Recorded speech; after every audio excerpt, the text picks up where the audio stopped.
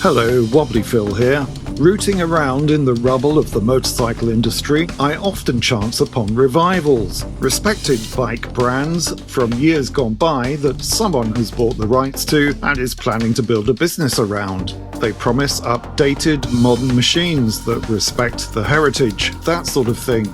These revivals create a lot of excitement amongst us wrinkly riders at bike shows, and the motorcycling press is all over them like a cheap suit. A glossy launch video usually goes with it, and some funding is raised. Then what happens? Soon after the bankers ran off with all our money in 2008, there was a virtual monsoon of old mark resuscitations. Down 1.7% here, a loss of 37 points or so. Apple shares are just getting hammered this morning. We're down by between 3 and 4.5% generally across these markets. It didn't seem like the most auspicious time for business startups, but remember, the financial crash had produced a glut of former financiers who had been rewarded with preposterous payoffs for being shit with other people's money. So there was dosh sloshing around looking for a new home, and some folk were more than delighted to open the door, welcome it in, and even make it a nice cup of tea and some biscuits.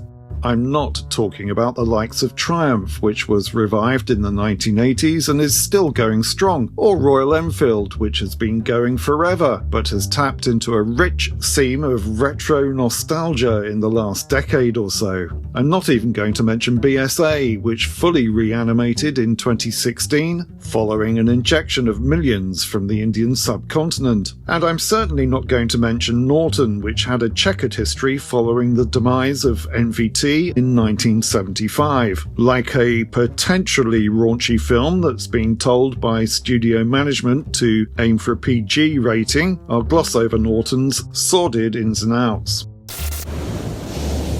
So here, in no particular order, are 3 revived motorcycle marques, along with their last known whereabouts. Bearing the name of our legendary icon, the Lawrence is Brough Superior's 21st century motorcycle, an ode to our past and a glimpse into our future. The men in suits, and they're almost always men, must have been creaming their Calvin Kleins at the mere mention of a Brough Superior revival. Some of the most expensive motorcycles sold at auction have been Brough Superiors, with good examples fetching close to $500,000. Dubbed the Rolls-Royce of motorcycles in the 1920s by Motorcycle magazine, around 3,000 were made before production came to an end in 1939 in order to attend to more pressing matters. After which the company was wound up. Lawrence of Arabia was a fan, and he famously died when he crashed one of his Brough Superiors. Around 2008, a gentleman from Jersey, one of the more exotic British Isles where even the garbage collectors drive Porsches, purchased the shell of the company. He, in turn, handed over production and design of new models to Thierry Henriette's design company, Boxer Design, in the south of France.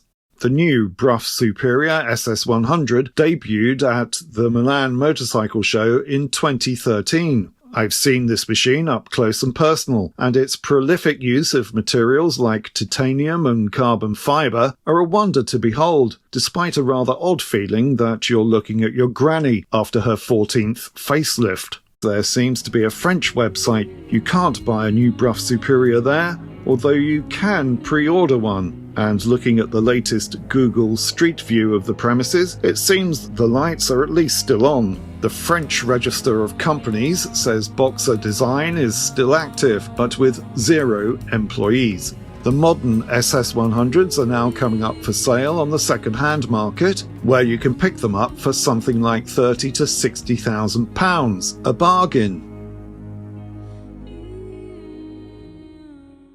I've mentioned the German marque Horex in a previous video about the Munch Mammut, but in case you missed it, here's a quick recap, as it's relatively unknown outside of Germany.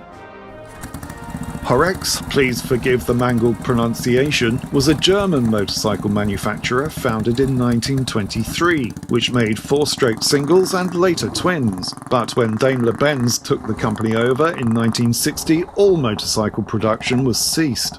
After the best part of 50 years, during which Horex went through a Norton-style will-it-won't-it roller coaster ride, there were some stirrings of a proper new beginning in the 2010s, and a few false starts later, Horex was back in production with a 160 horsepower, 1200cc V6.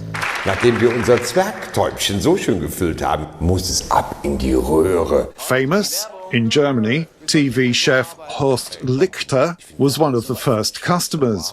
But the Horex horror show wasn't over, and the company again went bust in 2014, having produced only 4 bikes from what I can make out. It's currently in the hands of a company called 3C Carbon Group, which is based in Augsburg, near Munich, which heavily modified and improved much of the new bike, including a completely revised rear end. But it's getting on for 5 years since there was any news about Horex on its website.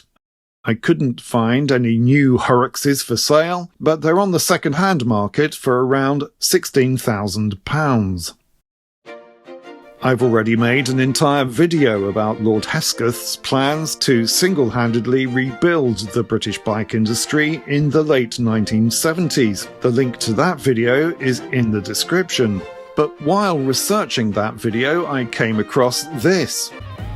A glossy advert trumpeting the launch of a brand new Hesketh. There had been coverage of a potential reanimation in 2014, with a 1900cc V-twin proposed. Then it all went quiet.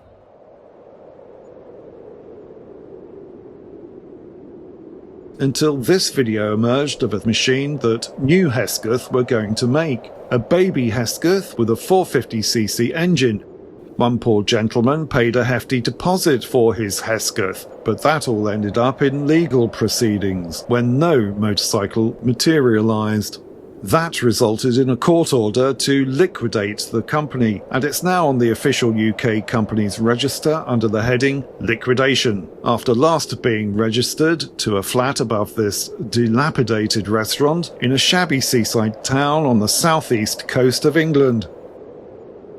I hope you enjoyed this video. If you did, then please consider liking, subscribing, commenting, and sharing to let YouTube know we're doing something right here at 3 Phils. Thank you.